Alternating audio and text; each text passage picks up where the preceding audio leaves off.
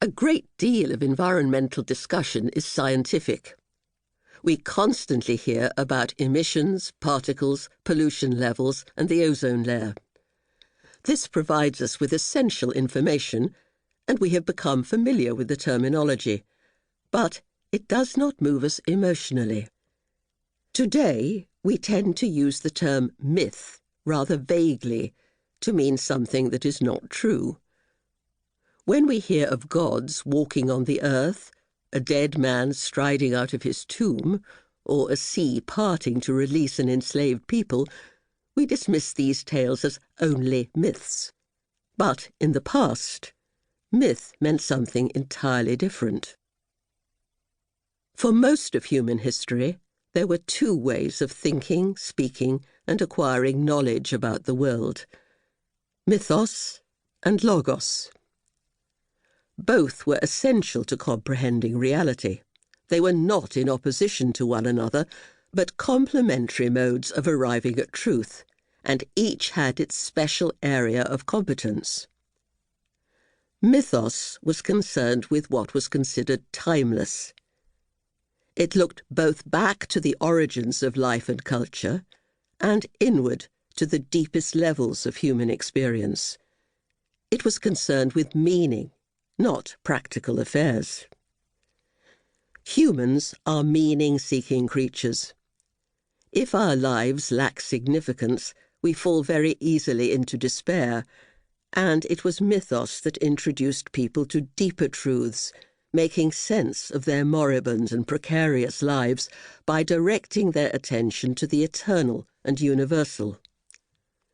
As far as we know, cats do not agonize about the feline condition, worry about the plight of cats in other parts of the world, or try to see life from a different perspective.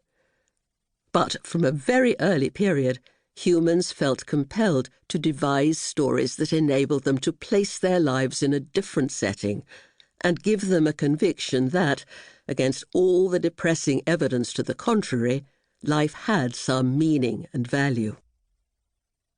A myth is an event which in some sense happened once, but which also happens all the time.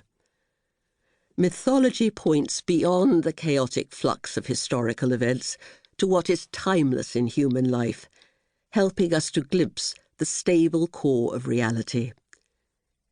It is also rooted in what we call the unconscious mind.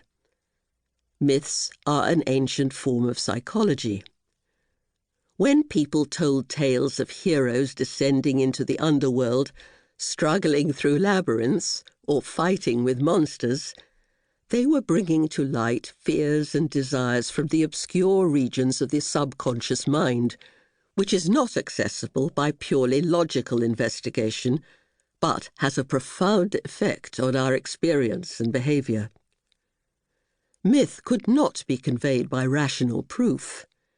Its insights were intuitive, like those of art and poetry. What's more, myth became a reality only when it was embodied in rituals and ceremonies, enabling participants to apprehend the deeper currents of life. Myth and ritual were so inseparable that it is a matter of scholarly debate which came first. Without spiritual practice, the mythical story would make no sense, in rather the same way as a musical score remains opaque to most of us until it is interpreted instrumentally. We are far more conversant today with logos, which is quite different from mythical thinking. Unlike mythos, logos corresponds to objective facts. Logos is wholly pragmatic. It is the rational mode of thought that enables human beings to function. It is the basis of our modern society. We use our logical powers when we want to make something happen, to achieve something, or to persuade others to adopt a particular opinion. Where myth looks back to origins, logos forges ahead, develops new insights, and invents something fresh. It also, for good and ill, helps us to achieve greater control over the natural environment.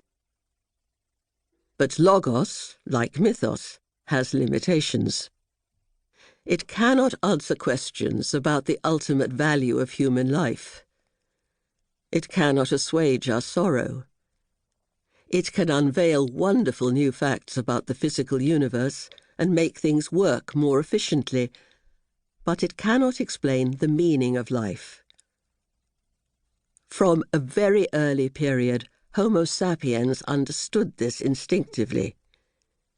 He used logos to develop new weapons and hunting skills, and he turned to myth, with its accompanying rituals, to reconcile him to the inevitable pain and grief that might otherwise overwhelm him.